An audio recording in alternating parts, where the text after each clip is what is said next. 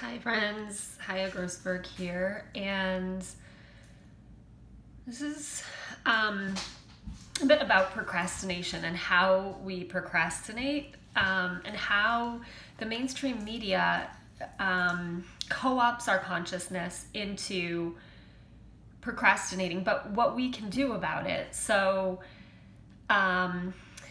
every day, every week, every year, there are going to be topics that the media tells us we need to focus on. And the media will use certain tactics to make us feel as if we have to or should, or would be a bad person if we didn't discuss these particular subjects. And it's not to say that, the topics they're bringing up are not valid, or that, certain tragedies and suffering in the world is not worthwhile to care about. But at the same time, our consciousness, our own consciousness, mine and yours, need to be sovereign if we're actually going to be a free human being who can make a difference in the world. So allowing your consciousness to be co-opted by corporate media is not a way of impacting the world. It is not a way of helping people who are suffering. It's not a way of living a real life where you're going for the things that really matter to you uniquely, because what we don't need as a society is for everyone to pile on the same cause du jour, cause of the day, cause of the week or the year, or sometimes 2 or 3 years, right? Where the media focuses on something and tells everyone, like, if you don't focus on this, you're not a good person. And the media might not say that specifically, but like society takes that on. And I notice people feeling guilty or bad if they're not focusing on the particular tragedy that the media is telling you to focus on today or this year. And I'm here to tell you that the most important thing you can do for yourself and for humanity and for the world is to be sovereign. So how do you do that? Of course, disengage from the media frequently, but there are a lot of things that you can do in your daily life that will help you to become more aware of like where your personal, particular soul, spirit, body, being is most aligned and most effective. And that's where you will be most potent and where your energy will be most effective and where you can actually make a difference. So if you allow yourself to get watered down by constant conversations about the same topics that everyone else is talking about every day, or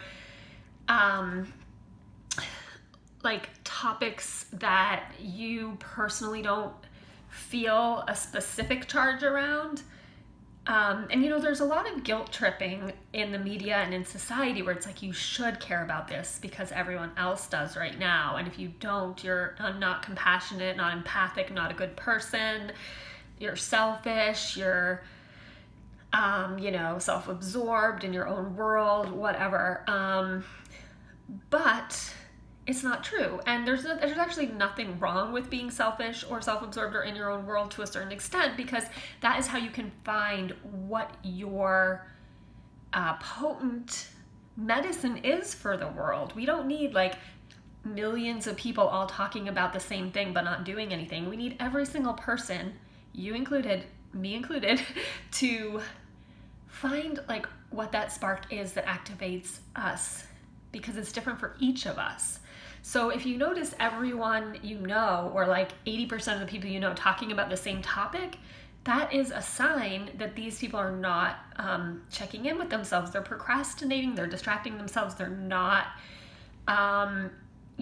actively living their personal mission. And therefore, if we're not living our mission gets kind of marginalized, and then we start doing things that dilute our life force. Then we find ourselves angry, resentful, frustrated, isolated, and even sick.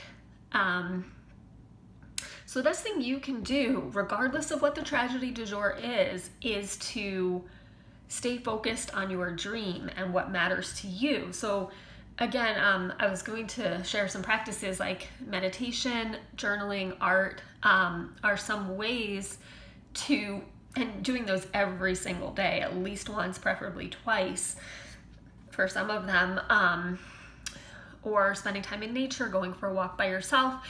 But the other thing is, talking to people. So when you talk to your friends, talking about the things that matter to you. You don't have to talk about something just because the media says this is what everyone has to talk about right now.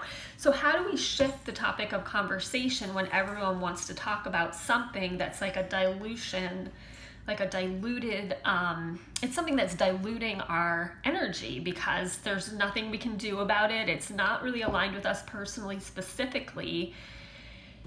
And we're kind of just getting into this groupthink where we become almost a zombie, like a marionette, a puppet for corporate media, for whatever forces want to control us so that they can manipulate us and get us to either just be completely asleep and zonked out on everything, or too tired to do anything that really matters to us, and so forth. So when you're talking to people and they start to talk about the cause of the day, you can actually gently refocus the conversation on things that matter, like how are you doing? How are you doing? Like how are you actually feeling right now? But also, like, what are your goals? What do you want to do today, tomorrow, next week? And if somebody happens to really be aligned with the specific cause that the media is promoting, fine. But what do they want to do about it right now? What do you want to do about it today? And you don't have to, if you're not aligned with doing something about it today, maybe there's something else you are aligned with, and that then is the thing that you need to be thinking about and like putting your energy towards and talking about with your friends. Because as friends, we're here to support each other in our real, actual lives, and I noticed that as society starts to get further and further afield from reality, our conversations in our social lives are becoming further and further into the margins of what actually matters to our real, actual lives. So that's my message for today. I don't want to make this too long, but let me know what you think. And I will see you next time. If you enjoy my videos, please subscribe, like, comment, and I will see you soon.